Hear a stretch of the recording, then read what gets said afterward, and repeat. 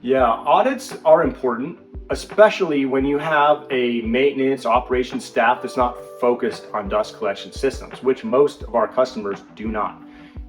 Usually what happens is you have these very expensive, important dust collection systems, which are maintained by your maintenance staff. They're run by your operations. And over time, those people change and move on. And some of the new people may not know what it takes to keep them going. You start seeing issues. You're not quite sure how to diagnose and troubleshoot the issues you're seeing.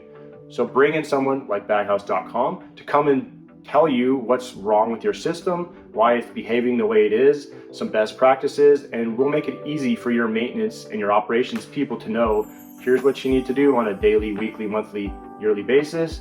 Here's why you're seeing the issues you are. These systems are not highly complex. Usually we can diagnose your issues with a little bullet point list of best practices so that you can get your system operating the way it should and put those best practices in so that it keeps operating for the long run.